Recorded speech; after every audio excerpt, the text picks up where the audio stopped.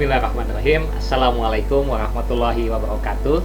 Kembali lagi dengan channel Denver Juara. Saya dengan Denny Permana akan mengisi kesempatan ini untuk berbagi terkait dengan masalah materi, yaitu karakteristik kewirausahaan, ya.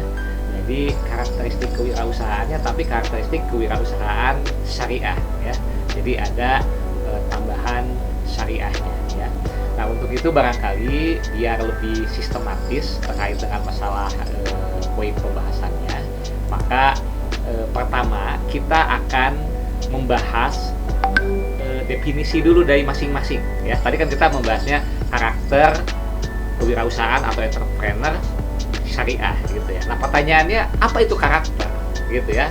Nah, kita akan lihat dari perspektif etimologi dulu, ya. Secara definisi dulu, ya. Karakter sendiri itu berasal dari bahasa Yunani yang disebutnya itu adalah karasein. Nah, ya, kalau diterjemahkan dalam bahasa Indonesia itu artinya mengukir atau membentuk, gitu ya. Jadi pahatan, bentukan, dan itu menjadi sebuah penanda, ya. Jadi seseorang mempunyai karakter yang tegas, karakter yang gampang emosi. Nah, itu merupakan sebuah penanda, gitu ya. Nah, itu dari sisi etimologinya, ya. Dalam filsafat klasik juga karakter dipahami sebagai sesuatu yang terukir, ya, terukir di dalam jiwa. Jadi memang sudah melekat, ya, sudah mengakar di dalam jiwanya, ya, dan membentuk sebuah pola dalam tingkah laku manusia, ya, gitu. Nah, jadi berarti ada sesuatu yang sudah udah mengakar lah. Karakter sudah mengakar dan nanti diimplementasikan dalam sebuah sikap atau perilaku. Nah, itu dari perspektif etimologi maupun perspektif filsafat klasik. Nah, bagaimana kita akan melihat dari perspektif filsafat Islam, ya. Nah, saya akan ketengahkan ada 3 pemikir. Yang pertama itu adalah Al-Farabi, ya. Al-Farabi itu menyebutkan bahwa karakter itu adalah khuluq, ya, atau akhlak, gitu ya. Menyebutkan bahwa adalah kondisi jiwa yang menghasilkan tindakan tanpa berpikir panjang, jadi spontan. Jadi ketika misalnya si A ditanya oleh si B, gitu ya, terhadap sesuatu hal, kemudian si A itu merespon, ya, dengan cepat tanpa berpikir, itu yang namanya sebuah karakter, gitu ya. Oke. Kemudian yang kedua oleh pemikir dari Islam, filsafat Islam, adalah Ibnu Miskawayh, ya, dalam kitab Tajhib al-Akhlaq, ya. Beliau menyebutkan bahwa karakter adalah keadaan jiwa yang mendorong perbuatan dengan mudah tanpa perlu pertimbangan ulang. Jadi mirip, ya, dengan tadi Al-Farabi, ya, gitu. Jadi karakter itu adalah sesuatu yang sifatnya spontanitas, ya. Jika dia baik, maka disebut sebagai akhlak mulia. Jika dia buruk, maka dia disebut sebagai akhlak tercela. Nah, jadi karakter itu berarti ada 2. Ada karakter baik, ada karakter kurang baik. Apa tidak baik? Berarti ada yang namanya akhlak baik, ada akhlak tidak baik. Nah, ini diperkuat dengan pernyataan Al-Ghazali, ya. Beliau menyampaikan bahwa yang namanya akhlak itu dibagi menjadi 2. Ada yang sifatnya bawaan atau istilahnya itu gariziyah, dan ada hasil pembiasaan, ya, yang memang bawaan sejak lahir, itu namanya tabiat, gitu ya, tabiat sejak lahir. Dan ada yang dikarenakan pembiasaan, ya, namanya muktasabah. Nah, pembiasaan sendiri ini diperoleh dari mana? Dari ilmu atau pendidikan, dari lingkungan, atau memang dari pengaruh orang-orang sekitarnya. Ada sebuah penelitian, ya, saya lihat dari ilmu psikologi, ada sebuah artikel yang mengatakan ada nggak hubungan bahwa pembentukan karakter dipengaruhi oleh pola asuh. Ternyata ada sebuah penelitian, ada seseorang yang, mohon maaf, ya, kulit hitam yang kalau di Amerika Serikat itu dianggap sebagai, dulu, ya, sebelum adanya penyetaraan ras itu, ya, dianggap mempunyai strata ekonomi sosial tuh yang lebih rendah dibandingkan dengan kulit putih, termasuk dari sisi intelektualnya. Ternyata ada penelitian ketika dia itu diadopsi oleh orang kulit putih, ternyata di sana ada peningkatan, ya, peningkatan dalam hal karakter, ya, ataupun dari sisi intelektual, ya. Nah, ngomongin masalah karakter, intelektual, maka kita akan ingat terkait dengan teori kecerdasan, ya, bahwa kecerdasan itu ada 3. Ada kecerdasan spiritual, kecerdasan terkait bagaimana hubungan kita dengan Maha Pencipta, gitu ya. Yang kedua adalah namanya kecerdasan emosional, di mana kecerdasan ini yang disentuh, yang dilihatnya itu adalah bagaimana seseorang mampu di dalam mengendalikan emosinya.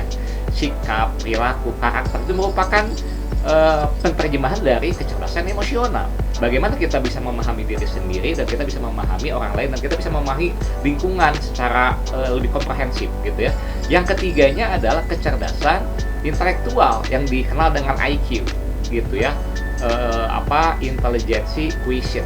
Quotient sendiri itu kalau diartikan perbandingan atau compare gitu ya. Jadi sejarahnya kalau IQ itu ada tes kecerdasan yang membandingkan seseorang secara fisik dibandingkan dengan emosinya gitu ya. Misalnya yang usia 10 tahun ternyata dia dilihat dari sisi kejiwaan emosinya itu setara dengan 12 tahun gitu kan. Nah, itu maka IQ-nya 120/10 gitu ya. Berarti kan 120/100, berarti keluarnya menjadi 120, misalnya seperti itu gitu ya. Nah, itu terkait dengan masalah kecerdasan gitu ya. Nah, jadi balik lagi kepada karakter. Jadi kalau kita lihat dari definisi beberapa pemikir tadi, baik dari dari karakter di Yunani atau dari filsafat klasik, kemudian dari filsafat Muslim, kita bisa mengambil sebuah simpulan ya, bahwa karakter ini merupakan kombinasi dari tabiat itu yang memang sudah bawaan lahir, kemudian juga dikombin dengan sebuah pola pikir yang dibentuk ya, yang dibentuk dari apa? Yang dibentuk dari pendidikan, lingkungan, asuhan gitu ya. Yang mana ketika dikombin menjadi sesuatu yang terintegrasi ya, dia lakukan secara terus-menerus menjadi sebuah habit. Jadi kalau ditanya karakter dia apa? Karakter dia itu adalah pemarah. Pemarah itu kan padanan dari pesemarah. Ketika kata sifat marah ditambahi dengan berarti dia melakukan menjadi tukang ya. Jadi orang yang seringkali melakukan marah gitu ya. Orang yang seringkali melakukan marah itu sebetulnya kan itu merupakan pola sifat marah yang dilakukan secara berulang-ulang gitu ya. Jadi karakter itu dibentuk karena sesuatu proses yang berulang-ulang. Proses yang berulang-ulang ya, itu dibentuk dari apa? Berarti kan dari pola pikir ya. Sedangkan dia sendiri sebetulnya secara sunatullahnya itu punya fitrah. Fitrah itu beda-beda tiap orang ya. Ada yang memang dia karakternya pemarah atau tidak ya. Tetapi dengan ilmu, kemudian dengan pola didik, dengan lingkungan, karakter itu bisa dirubah ya, bisa dirubah sehingga seseorang yang mempunyai karakter yang keras, tetapi ketika dia sudah mendapatkan keilmuan, maka pola pikir yang keras tersebut dengan sendirinya bisa melunak atau keras tetapi dalam konteks positif. Seperti itu ya. Jadi terkait dengan masalah karakter kita sudah selesai. Yang kedua adalah entrepreneur. Entrepreneur itu apa sih? Entrepreneur itu kalau di Indonesia itu adalah kewirausahaan ya. Kewirausahaan apa sih bedanya dengan entrepreneur ya dibandingkan dengan pengusaha? Ini suka ada pertanyaan ya di dunia bisnis ya. Nah, bedanya kalau saya perhatikan, kalau saya amati, saya analis, saya compare dari beberapa referensi, poinnya adalah kalau entrepreneur itu bukan hanya masalah pengelolaan manajemen, bukan hanya melaksanakan kegiatan bisnis, tetapi di dalamnya ada proses kreativitas, ada proses inovasi, ada proses penciptaan, ada proses pertumbuhan. Makanya kewirausahaan atau entrepreneur dapat kita simpulkan dalam 3 poin gitu ya. Yang pertama itu ada namanya pursuit of opportunities gitu ya. Apa itu? Kemampuan untuk menangkap peluang dari perubahan situasi dan lingkungan sekitar baik sosial maupun alam. Otomatis dia harus adaptif dong gitu ya. Yang kedua adalah innovation. Dia harus mempunyai pemikiran yang go untuk perubahan, perbaikan, dan dia pun juga mempunyai diferensiasi di dalam membangun bisnisnya, di dalam produknya, dalam layanannya ya, dan mengalami kemajuan dari masa ke masa gitu kan. Yang ketiganya adalah growth ya, artinya orang kalau dia berpikir sebagai entrepreneur, dia itu mempunyai orientasi terkait dengan pertumbuhan. Bagaimana suatu pencapaian saat ini diharapkan menjadi pencapaian yang jauh lebih besar di kemudian hari dengan mengcombine antara kreativitas dan innovation gitu ya. Kreatif itu apa? Kreatif itu adalah thinking new thing ya, sederhananya itu. Kalau innovation apa? Doing new thing gitu ya. Itu lebih ke arah melakukannya. Kalau tadi adalah membuatkan idenya kalau kreatif tersebut gitu ya. Oke, berarti udah clear ya. Tadi kita sudah membahas masalah karakter, kemudian kewirausahaan atau entrepreneur. Sekarang syariah gitu ya. Syariah kita bagi menjadi dua ya di dalam memaknainya. Pertama secara etimologi. Etimologi itu syariah adalah jalan menuju sumber mata air. Sumber mata air itu oase ya. Artinya jalan menuju sumber kehidupan. Karena air itu menjadi sebagai sebuah simbol kehidupan. Kalau secara terminologi, secara istilah gitu ya, bahwa syariah itu adalah hukum-hukum yang Allah tetapkan kepada hamba-hambanya. Dalam konteks ini adalah hukum syariat Islam ya. Artinya bahwa bisa disebut syariah apabila dia mengikuti aturan main, etika, hukum yang ada atau dipandu di dalam syariat Islam. Nah, pertanyaannya, apa sih yang menjadi panduan syariat Islam? Gitu kan, sumber hukumnya apa? Sumber hukum itu ada dua kalau dalam Islam. Yang utama ada yang namanya Al-Quran, ada yang namanya hadis, gitu kan. Tetapi ada juga sumber hukum pendukung atau tambahannya, itu namanya ijma. Ijma itu adalah hasil pemikiran dari para ulama, gitu ya. Kemudian ada apa? Ada kias. Kias merupakan suatu pengambilan hukum menggunakan analogi. Kemudian bawahnya lagi cara pengambilan hukumnya secara usul fikihnya, ada istisan, ada istishab, ada urf, ada masalah dan lain sebagainya. Ya, intinya bahwa ketika kita ngomongin syariah berarti di sana kita berhadapan dengan syariah berkaitan dengan hukum-hukum. Oleh karenanya, kalau kita combine dengan tiga kata tadi, karakteristik, kemudian pengusaha atau entrepreneur syariah, artinya bahwa sesuatu penanda perilaku dari seseorang yang berpikir maju, yang berpikir kreatif, yang berpikir inovatif di dalam menjalankan usahanya, tetapi berlandaskan syariat Islam. Nah, itu poinnya ya. Nah, terkait dengan hal tersebut, karena kita sudah membawa syariat Islam atau menambahkan syariat Islam, maka kita harus tahu atau harus paham hakikat kehidupan manusia gitu ya, dari pandangan Islam gitu ya. Maka kita akan saya biasa menggunakan 4 ayat dalam Al-Quran gitu ya. Yang pertama itu A'udzubillahi minasyaitonirrajim. Ini ada di Al-Quran ayat ke-56 surat Az-Zariyat gitu ya. Disebutkan bahwa wa ma khalaqtul jinna wal insa illa liya'budun, yang artinya bahwa aku tidak akan menciptakan jin dan manusia melainkan agar mereka beribadah kepadaku. Nah, artinya bahwa seorang pribadi muslim termasuk pengusaha, dia harus tahu dulu bahwa hakikatnya dia di dunia itu adalah sebagai seorang hamba. Ya, dia bukan seorang raja, dia bukan sebagai seorang Tuhan, tapi dia sebagai seorang hamba, yang mana namanya hamba itu ada tuannya. Itu artinya ada Tuhan, ya. Tuhan yang Maha Esa, Allah. Itulah di dalam Islam, bahwa di dalam kehidupan kita di dunia harus diingat, disadari, dan bukan hanya diingat, disadari, diimplementasikan dalam perwujudan nyata kehidupan, bahwa kita semata-mata sebagai sebuah atau seorang hamba gitu ya. Kemudian juga diperkuat juga di dalam Quran surat Al-Ankabut surat ke-29 di ayat ke-64. A'udzubillahi minasyaitonirrajim. Wa ma hadhil hayatud dunya illa lahu wa la'ib.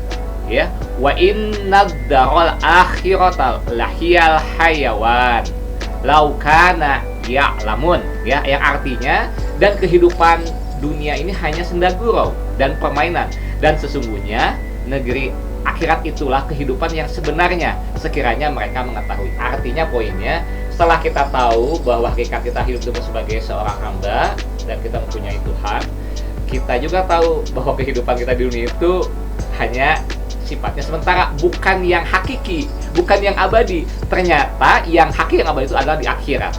Nah, ini yang harus ditanamkan dalam jiwa-jiwa seorang muslim ya, apalagi konteksnya berbicara masalah sebagai seorang pengusaha. Nah, kemudian ada ayat di surat lain yang terkait dengan masalah underlying kita sebagai pengusaha gitu ya. Ini disebutkan dalam Quran surat Al-Jumu'ah surat ke-62 ayat ke-10. Sebetulnya sebelumnya ada ayat ke-9 ya. Kalau ayat ke-9 itu terkait dengan larangan kita melakukan jual beli ketika sholat Jumat gitu kan. Nah, di ayat ke-10-nya gitu ya, disebutkan bahwa apabila salat telah dilaksanakan, maka bertebaranlah kamu di muka bumi. Ya, carilah karunia Allah dan ingatlah Allah sebanyak-banyak kamu beruntung. Di sini mempunyai makna bahwa kita sebagai umat manusia itu bukan hanya konteksnya beribadah saja gitu ya, tetapi di sini ada poin bahwa kita pun juga harus melakukan ikhtiar ya. Jadi kita harus balance antara kita melakukan ibadah kepada Allah gitu ya, dan kita juga ikhtiar untuk melakukan syariatnya, yaitu kita dengan cara berupaya. Tetapi ada note gitu ya di ayat tersebut bahwa walaupun kita berikhtiar ya bertebaran di muka bumi, tetapi jangan lupa bahwa kita tetap senantiasa berzikir, sehingga di dalam aktivitas yang akan kita lakukan ya, baik kita sebagai seorang muslim biasa, non pengusaha atau pengusaha, maka kita ingat bahwa kita hakikat kita sebagai hamba, bahwa hidup ini adalah senda gurau saja gitu kan, dan semua aktivitas kita libatkan, kita berzikir kepada Allah. Di dalam melakukan aktivitas, maka ingatlah Allah dengan kita membaca bismillah. Setiap perbuatan, tindakan, perwujudan dari apa yang akan kita lakukan, maka kita selalu korelasikan, harus koherensi, harus selaras dengan yang ada di dalam syariat Islam gitu ya. Oke, kemudian yang berikutnya adalah terkait dengan masalah bagaimana cara seorang muslim, khususnya pengusaha itu di dalam menyikapi suatu niat di dalam perbuatan. Karena dalam Islam disebutkan bahwa amalan kita itu tergantung dari niat kita gitu kan. Nah, ini disebutkan di dalam Quran surat Asy-Syura, kemudian surat ke-42 di ayat 20, yang artinya bahwa barang siapa menghendaki keuntungan di akhirat, akan kami tambahkan keuntungan itu baginya, dan barang siapa menghendaki keuntungan di dunia, kami berikan kepadanya sebagian darinya. Jadi sebagian itu keuntungan dunianya saja, tetapi dia tidak akan mendapatkan bagian di akhirat. Artinya kalau kita paham terkait dengan masalah sumber hukum kita sebagai seorang muslim, maka kita di dalam melakukan aktivitas apapun, kita niatkan bahwa kita ingin mendapatkan kebahagiaan akhirat dan kebahagiaan dunia, maka kita senantiasa melibatkan semua aktivitas kita dengan syariat Islam gitu ya. Oke. Seperti itu ya. Jadi kita tadi udah lengkap ya mendefinisikan semua, termasuk juga terkait dengan masalah hakikat kita sebagai manusia dan sumber utama kita di dalam melaksanakannya seperti apa gitu ya. Nah, kemudian kita masuk kepada karakter ya. Bagaimana karakter bisnis? Karakter tadi kan kita bilang penanda ya. Karakter bisnis kita bedakan dulu menjadi dua bagian. Karakter bisnis syariah, dan yang keduanya itu adalah karakter wirausahanya. Yang satu itu karakter bisnisnya, sedangkan yang kedua itu adalah karakter sebagai seorang pebisnisnya, ya, sebagai seorang entrepreneurnya. Kita yang pertama dulu, karakter bisnis syariah seperti apa sih? Penandanya bisnis syariah seperti apa? Yang pertama itu adalah dia harus mempunyai sifat ar-rabbaniyah, yang artinya itu bahwa setiap aktivitas bisnis harus tertuju kepada ketuhanan, ya, atau rabiah, bahwa kita sebagai seorang hamba. Yang kedua adalah namanya akhlakiyah. Artinya apa? Bahwa di dalam aktivitas bisnis tertuju pada aspek moral, gitu ya. Ada etika moral, dan perilaku wirausaha dalam praktik dan tindakan bisnis yang dilakukan, ya, seperti itu. Jadi ada etika-etika yang memang harus kita patuhi, gitu ya, khususnya etika moral, gitu ya, yang tadi kita sebutkan sebagai akhlak, gitu kan. Yang ketiganya adalah insaniyah, gitu ya. Insaniyah itu apa? Ada unsur kemanusiaan, karena kita beribadah bukan konteksnya hablum minallah, tapi ada hablum minannas. Hablum minannas itu yang kita kaji di dalam fikih muamalah, gitu ya. Di mana unsur kemanusiaan harus menjadi karakter yang melekat, ya. Di mana bahwa kita mengetahui bahwa di dalam bisnis kita harus menyertakan pada batasan-batasan dasar kemanusiaan atau humanity. Yang keempat, ada yang namanya wasatiyah. Wasatiyah itu apa? Bahwa kita harus balance antara orientasi kita dunia dan juga orientasi akhirat. Ada namanya duniawi dan ada ukhrawi. Adanya capaian falah. Apa itu falah? Mencapai kesejahteraan, gitu ya. Keuntungan, kesejahteraan baik material maupun spiritual. baik dunia maupun akhirat ya. Makanya kita seperti kita habis melakukan sholat, kita senantiasa suka baca ya, Rabbana atina fid dunya hasanah wa fil akhirati hasanah wa qina adzabannar. Kita meminta kesejahteraan, keberkahan bukan hanya dunia tetapi juga akhirat ya.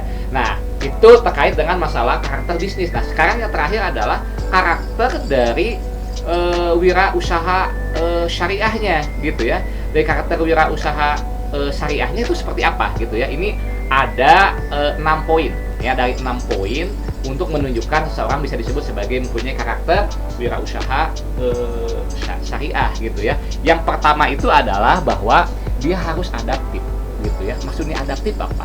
Adaptif itu bahwa perubahan yang terjadi di dalam bisnis gitu ya, dia harus bisa meresponnya dan dia harus bisa menyesuaikannya ya dengan keadaan kondisi saat ini. Karena disebutkan bahwa masa sekarang berbeda dengan masa dulu, dan masa sekarang akan berbeda juga dengan masa depan. Artinya seorang pengusaha harus bisa adaptasi. Kisahnya Abdurrahman bin Auf ketika beliau hijrah dari Mekah ke Madinah, ketika beliau itu kemudian bertemu dengan Nabi Muhammad dan dipersaudarakan dengan Sa'd bin Rabi gitu ya, salah satu saudagar kaya di Madinah. Kemudian beliau dijadikan dipersaudarakan oleh Nabi Muhammad, dan beliau itu diberikan kemudahan untuk mendapatkan harta sebagian dari Sa'ad bin Rabi, kemudian bahkan istrinya Sa'ad juga. Tapi beliau karena beliau tawadu ya, beliau cuma menyampaikan di mana tunjukkan letak pasar. Nah, kemudian beliau masuk ke dalam pasar, kemudian beliau beradaptasi. Apa sih yang dibutuhkan di Madinah itu? Beliau tidak lantas kemudian dengan idealismenya karakter bisnis yang ada di Mekah, kemudian beliau implementasikan di Madinah. Misalnya kalau di Mekah itu katakanlah jualan kulit misalnya, sedangkan di Madinah itu langsung jualan kulit. Nggak seperti itu. Beliau melakukan riset pasar dulu. Nah, artinya beliau sudah melakukan yang namanya adaptif. Yang kedua adalah self branding. Self branding itu ya bukan dikonotasikan negatif, wah orang supaya kita terkenal, supaya kita menjadi seorang yang hebat, dipuja oleh orang. Tidak seperti itu konteksnya, tetapi self branding itu menjadi sebuah sesuatu yang melekat.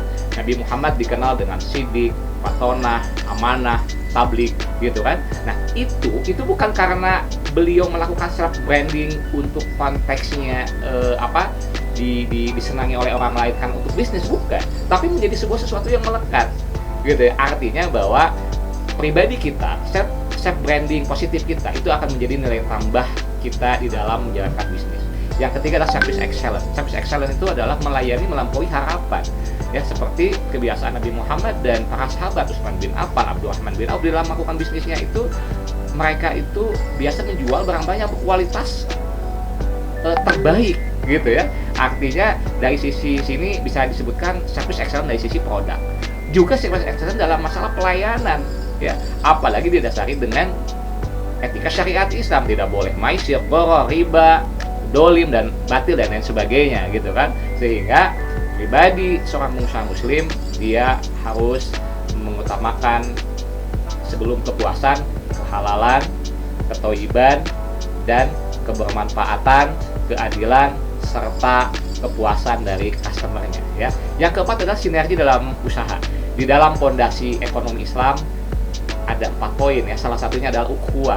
Jadi kalau di dalam falsafah ekonomi ya, diterjemahkan di dalam kewirausahaan. Artinya kalau mau bahagia jangan individu. Mohon maaf ya, itulah yang menjadi kritikan sistem kapitalis gitu ya. Yang kaya makin kaya, yang miskin makin miskin ya. Kalau sosialis seperti yang sosialis kan memang diatur oleh negara ya, tetapi kurang fleksibel, kaku karena semuanya itu diatur oleh negara. Tapi ke dalam Islam ada bagiannya memang negara untuk bisa menguasai khususnya hal-hal yang sifatnya vital ya, dan juga ada memberikan keluasan kepada pribadinya gitu ya. Jadi luar biasa Islam itu ya, mengcombine itu semua, tetapi ada rule-rule yang memang harus dipatuhi gitu ya, khususnya dalam syariat Islam. Nah, yang kelima adalah harus cinta dan passion. Jadi kita sebagai seorang pengusaha muslim harus menyenangi pekerjaan kita gitu ya. Apapun itu menyenangi, termasuk kita dalam beribadah ya. Mungkin awalnya Kalau ibadah karena memang ada nafsu, ada setan yang mengganggu gitu ya. Nah, awalnya memang merasa beban. Suatu beban dia kita biasakan hal positif dan kita istiqomah, maka menjadi sesuatu yang kita sukai, kita cintai ya. Nah, di dalam bisnis juga sama ya. Bisa jadi sesuatu yang kita kerjakan bukan berdasarkan sesuatu yang yang menjadi hobi kita. Tetapi kalau kita mempunyai passion, punya kecintaan bahwa kita itu berbisnis, apapun kita bisa lakukan, maka itu akan mendasari kita untuk bisa eksis di kancah perbisnisan itu ya. Dan yang terakhir adalah seorang karakter muslim harus pandai di dalam bersyukur dan diterjemahkan dalam ucapan terima kasih, misalnya seperti itu gitu ya. Artinya bahwa apapun yang kita lakukan itu semata-mata bukan karena kehebatan kita, tapi semata-mata adalah karunia dari Allah Subhanahu wa taala. Artinya apapun yang terjadi maka kita syukuri. Apapun yang terjadi maka kita ikhlas dan sabar. Karena pribadi seorang muslim itu sungguh beruntung. Ketika dia itu mendapat kebahagiaan, dia bersyukur, dia dapat pahala. Dan ketika dia mendapatkan masalah atau ujian, dia bersabar, maka dia pun akan mendapat pahala. Jadi ada 6 poin karakter wirausaha, dan ini semuanya berdasarkan saya rangkum dari beberapa para pemikir ekonomi Islam. Nah, itu saja yang bisa saya sampaikan, mudah-mudahan bermanfaat ya. Wabillahi taufiq wal hidayah. Wassalamualaikum warahmatullahi wabarakatuh.